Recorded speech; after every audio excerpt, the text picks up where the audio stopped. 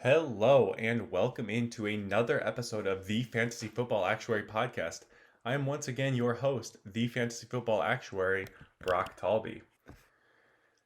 We will get right into it on this Saturday episode. We will start with the Thursday night throwback.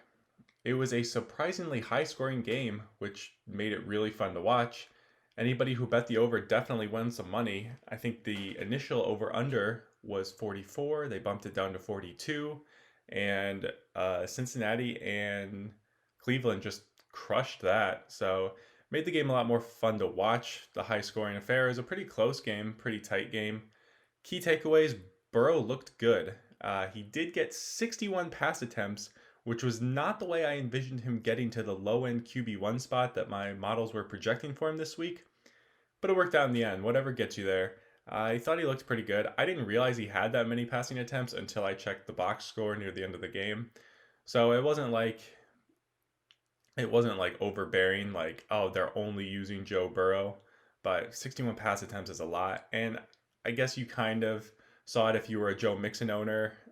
He scored like 8 points in the first quarter or early in the first half, and then I think he finished with 9 fantasy points. So you were not happy if you were a Joe Mixon owner. But Joe Burrow, especially if you have him in Dynasty, you're feeling pretty good right now. He looked good. I thought he looked better than Baker for sure. And this is kind of why I was not interested in Cleveland's defense this week. So anybody who streamed Cleveland's defense was punished and was reminded that they are the Cleveland defense. I saw some people saying that they were a good stream. Thursday night games are generally lower scoring, and it was the Bengals, a rookie quarterback. But I, we just saw this defense get torn up by Baltimore last weekend. I didn't have any confidence in them. I ranked them really low. So if you wanted to stream them and you felt good about it, you don't feel good about it anymore. The next key takeaway from the game: the Browns running back duo is really, really good. And the question is, who's better between Kareem Hunt or Nick Chubb? This was a hot topic in my main league's group chat during the game. A couple of us were on the Hunt side, a couple other guys were on the Chubb side. I like Hunt better as a football player. Chubb might be the better runner slightly. I think Kareem Hunt's really good though, and I think he's the better total football player. Um, he's better at catches, and I think he's just as good as of a runner as Chubb. And obviously, Cleveland likes him. That's why they extended him. But Chubb ended up being a lot better than what my projections had. But I also did not anticipate 4 touchdowns spread between the two running backs. So both are very viable starters going forward in all formats. But it might be a different top dog each week. Chubb might be better some weeks.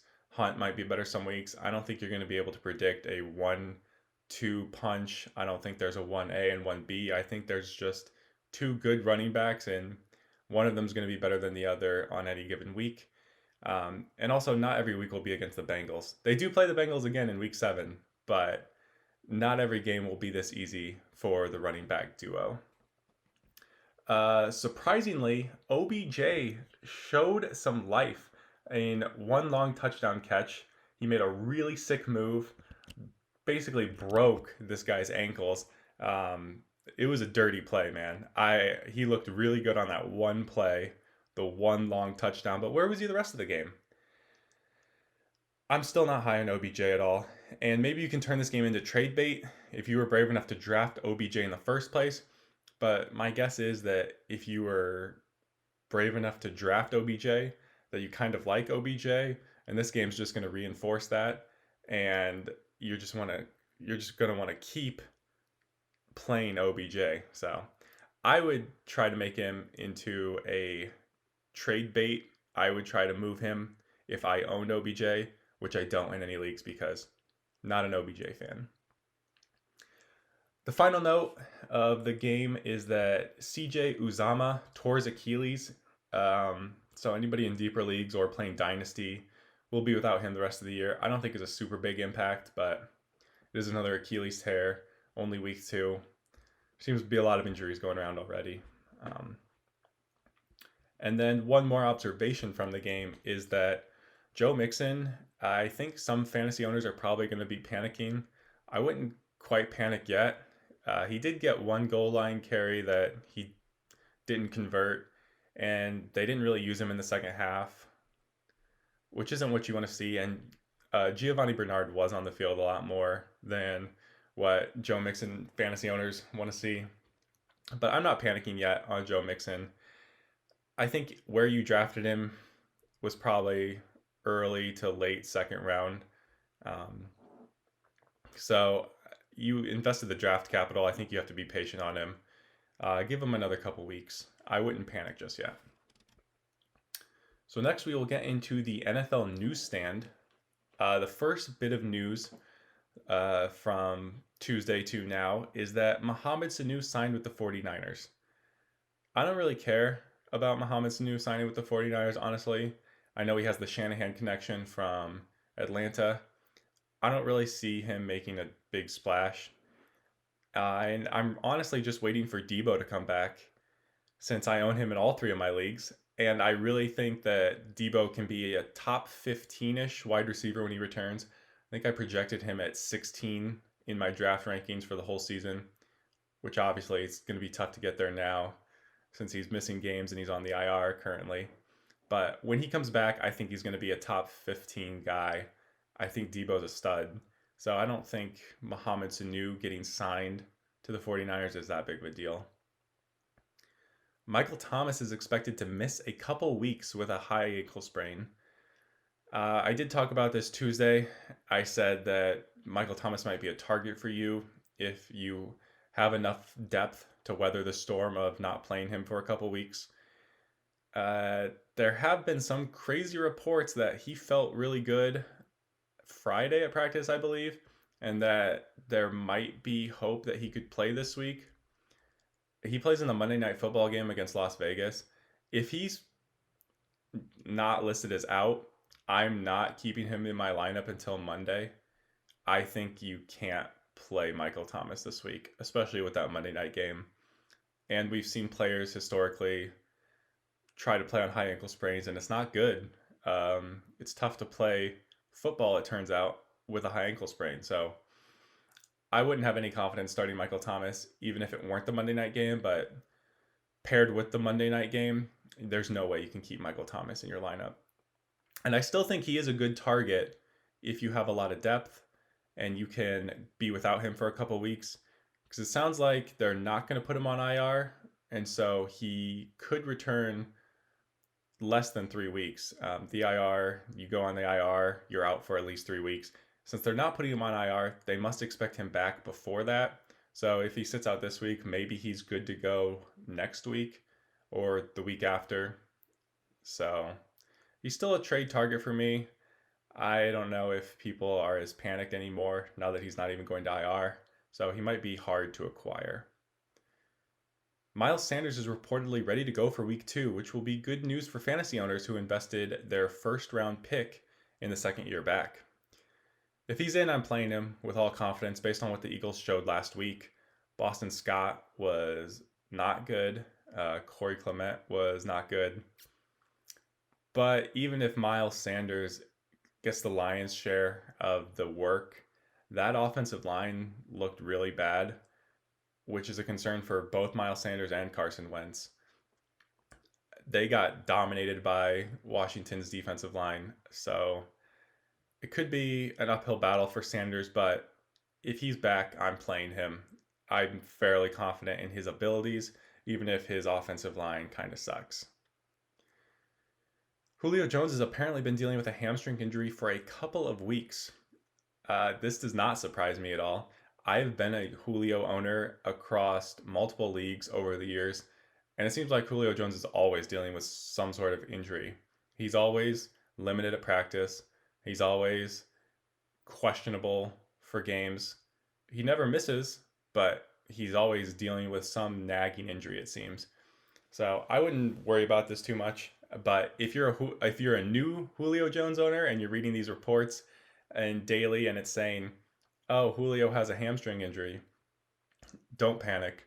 He always has some sort of injury, and I wouldn't worry about him missing any games. As a previous Julio owner in multiple leagues, he always came through for me. And these nagging injuries that he's always limited at practice with never seem to materialize into anything serious. James Conner does not carry an injury designation for week 2, so the new owners of Benny Snell will not be able to roll him out there with any confidence this week. You could theoretically still roll him out there. You could think that Connor might get hurt again, but I'm not playing Benny Snell this week. I'm probably trying to avoid playing James Conner as well, though. I don't I don't know how you could feel good about playing either of them this week. James Conner is already showing injury prone, and he was super ineffective in the carries he did get before he got injured. So if Benny Snell is as productive as he was last week, I don't know how the Pittsburgh Steelers don't start giving him more work. I know Tomlin likes using one back, but he might not be able to unless he commits to Benny Snell or James Conner picks up his efficiency and starts looking like a good running back again. Washington offensive coordinator Scott Turner said that Antonio Gibson's role will continue to grow as the season goes on. He also went on to confirm that the Peyton Barber carries were only to kill clock in week 1. This isn't surprising. Peyton Barber had a bunch of carries, averaged like 1 yard a carry on all of them. They were obviously just killing clock. So Antonio Gibson is clearly the best running back on that team. He's the most explosive running back on that team. He's a rookie though, so they will work him in. He's not going to be a stud right off the bat.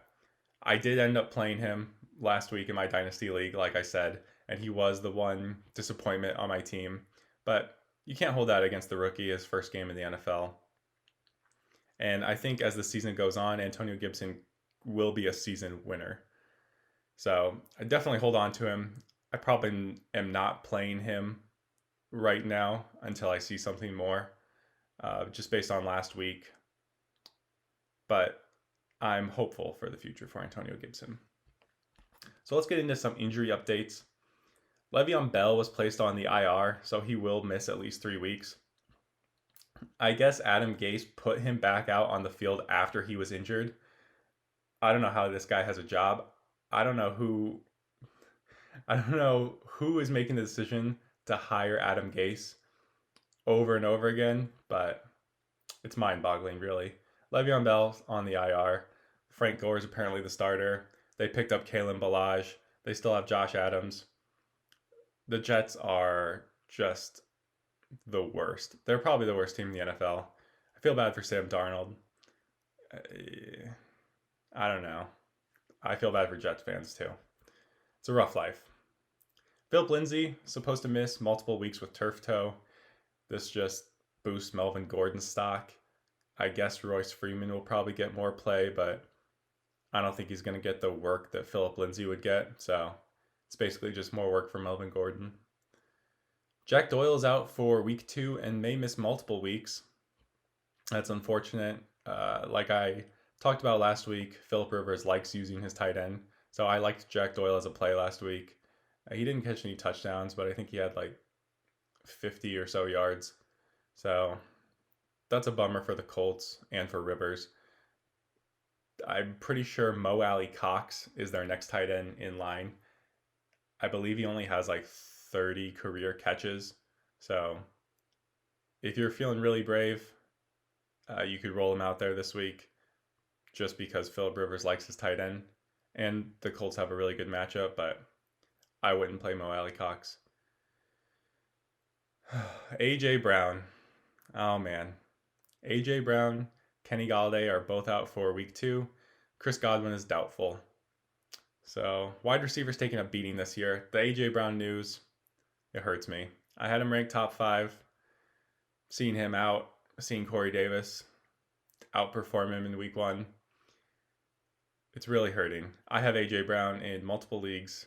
I have to pivot this week. Hopefully his bone bruise heals quickly and he's back out on the field, back dominating for me. But as of now, I guess, roll out Corey Davis and Jonu Smith with greater confidence. Ryan Tannehill will have to go to them with A.J. Brown out. Other wide receivers, Cortland Sutton, Devontae Parker, and Golden Tate are all questionable and game time decisions for week 2.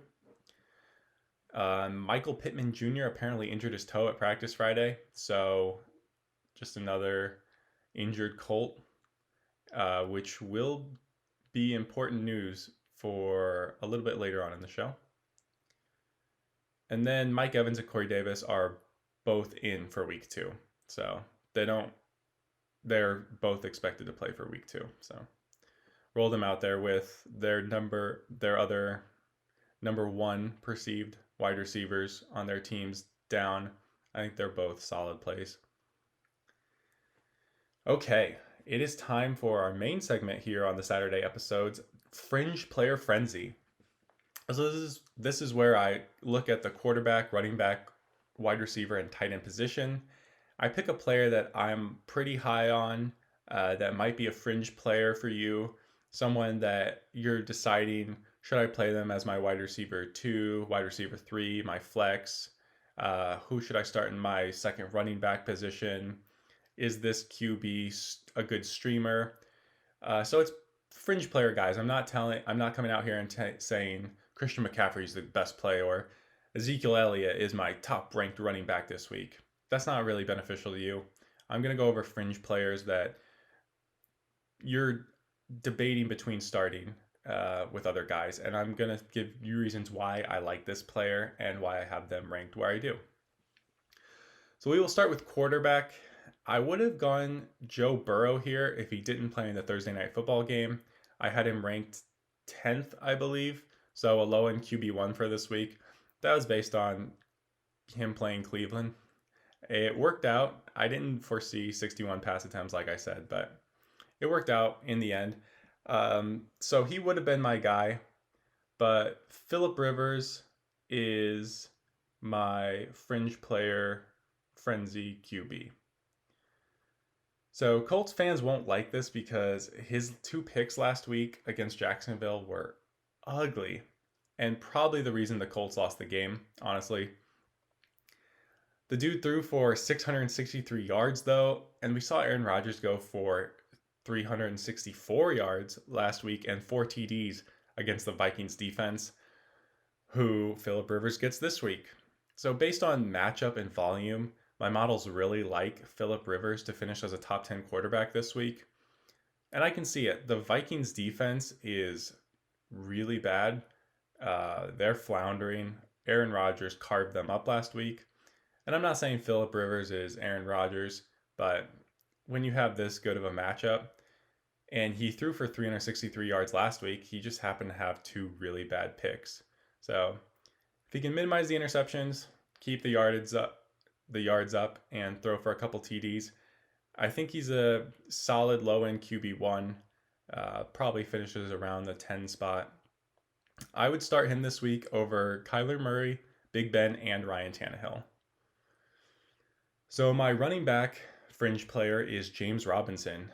He's the starting running back for the Jaguars and potentially somebody that you picked up on waivers this week. My models are projecting him as a running back 2 across all formats. The Titans look like a middle-of-the-pack run defense based on the first week, so his matchup's not super good, but it's not super bad either. The reason he's a go for me is that he's going to get all of the work in Jacksonville. They obviously aren't going to let Gardner air it out 61 times, Joe Burrow style. So I think Robinson's work is guaranteed. He's a great volume play with a relatively low ceiling, but also a low floor. So I like him this week as a running back 2. So I would play James Robinson with confidence even if you just picked him up off of waivers this week. My wide receiver play for this week is Paris Campbell. I'm stacking the indie guys here with Rivers and Campbell, and I don't feel bad about it. The Vikings, like I said, looked atrocious last week against Green Bay, and Pro Football Focus graded them as the worst defense in the league by a good margin. So stacking Rivers and Campbell here makes sense. Campbell tied for the target lead in week one and led the Colts in receiving with 71 yards. He also got a carry thrown in there for 9 yards. So they're obviously using him as a playmaker. They want him to take advantage of his crazy athletic profile. And he plays underneath from the slot, which is perfect for Rivers' style. And he should capitalize against Minnesota's defense. I can see him catching a short ball from Rivers, taking it down 50 yards all the way to the end zone, scoring a long touchdown. Um, this week I'm playing Campbell over Cooper Kupp, DJ Chark, and fellow Colts receiver T.Y. Hilton, although I still think Hilton's a good play based on the matchup. I just like Paris Campbell more. I think he's going to be Rivers' main target with Nyheim Hines this week. And my tight end play is Logan Thomas. He had a crazy 8 targets from Dwayne Haskins. And I know, while they are targets from Dwayne Haskins, which makes them inherently less valuable, that's still a lot of volume. He should be Haskins' safety blanket, and while Arizona may not be completely awful against the tight ends like last year, my models are still not projecting this as a scary matchup by any means. Thomas is a former quarterback and has some athletic skill that most tight ends don't possess, so I think he's going to be a solid play going forward. He's an interesting player. Obviously, Haskins likes him. I think he's going to keep getting the volume. He's probably going to be the second receiver behind Terry McLaurin on that team. This week, I'm starting Thomas over Darren Waller, Jonnu Smith, Hunter Henry, and Tyler Higbee. So that wraps up the Fringe Player Frenzy. Just to recap, my quarterback is Phillip Rivers. My running back is James Robinson of the Jacksonville Jaguars. My wide receiver is Paris Campbell from the Colts. And my tight end is Logan Thomas from the Washington Football Team. If you want to check out the rest of the rankings, I will keep them updated based on the most recent injury news all the way until the Sunday game kickoffs. And they'll be on the website for free. I have the flex rankings, I have non-PPR, half PPR, full PPR, and 4 and 6 point touchdown quarterback rankings. So various formats, flex rankings, all for free on the website. The website is thefantasyfootballactuary.com. If you want to check out the YouTube version of this podcast, you can follow me on YouTube. Don't forget to subscribe and like the videos if you do check them out.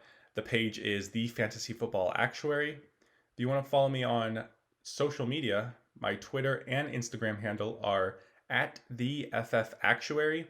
And on Facebook, I have a page, The Fantasy Football Actuary.